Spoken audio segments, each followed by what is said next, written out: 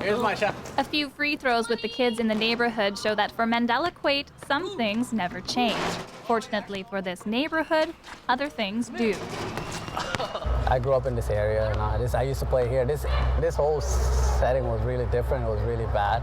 Before it was like infested with like gangs and a lot of bad activities. Yeah, you can shoot it from here. Mandela immigrated to Canada when he was 12. Within just 2 years, he had joined a gang. I wanted to keep myself busy and basketball and all these other things, but until like I started having family issues that I wanted to stay away from home and started spending more time with my friends that were involved in that. And it was like from a really young age, like I remember from like 14 years old and now. I don't even know how the game finished, first of all. He's come a long way to get into his current role as a youth and family support worker at IRCOM, a community organization and housing facility for new immigrants. Now he uses his journey to help newcomers adapt to a new country and deal with their own difficult past. That they came from trauma background, they experienced a lot of that when they were younger, and they come to Canada and they're really aggressive toward other people, and sometimes like it's just the nature of how they were brought up and how they dealt with. Yeah, me and safe. Come on, no, that's not fair. That's the kind of information that stands out to GAIN, or Winnipeg's Gang Action Interagency Network. Many gang members have violent histories, which include the legacy of residential schools and experience in war-torn countries. You have the trauma which they've experienced before the gang, but then also you have the trauma that they're living every day within the gang, and the violence and the culture of violence that they live in.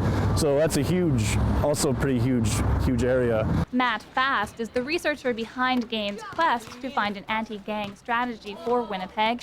Strategies already exist in other major cities, and Matt says ours needs to build off of some of the preventative programs already in place. Prevention programs are one thing, but to have a program where it's like when someone comes up to you and says, I'd like to get out of my gang, can you help me do that? Well, what kind of resources and supports do we have in place that might be able to help someone transition out of that life if they want to? Mandela expected the transition to be easier. You picked up all these things like addictions and enemies or bad people and charges, criminal record and all that, and then all of a sudden you try to start going back and you start seeing the barriers that you set for yourself, and like you have to start breaking them down. Right here. Oh, he's only the one who gets. Most of the former gang members that I've spoken to have all said they've all struggled with addictions issues, and most of the guys in the gangs that they know all have addictions issues. And so that's a big thing. Like one of them told me, like, we can't move on unless we have treatment. That's why healing is an important focus for any anti-gang or gang exit strategy. Matt's interviews with community stakeholders, ex-gang members, and youth in high-risk areas also point to a need for identity and belonging, and programming that supports meaningful employment and considers the risks involved with a transition. It's not just one day you decide and you wake up and say, I want to leave the gang. It's a process, right? You think about it probably maybe for a couple of years before you actually, and it's a slow process of moving away, becoming less involved. And yeah, some guys have told me that they were followed around for a long time, people coming to their houses and dragging them out of the house and beating them. Mandela's work with these kids will hopefully keep them from ever having to experience that kind of violence. But it's never too late to turn people down a better path if resources and support are in place. Education is probably like the best key. A lot of these youth that are involved don't see they have a choice.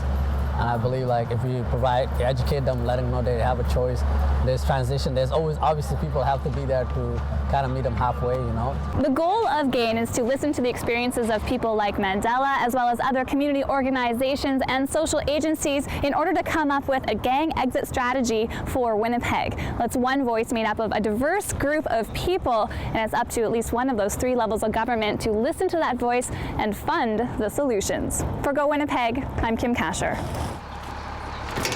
That's what she got.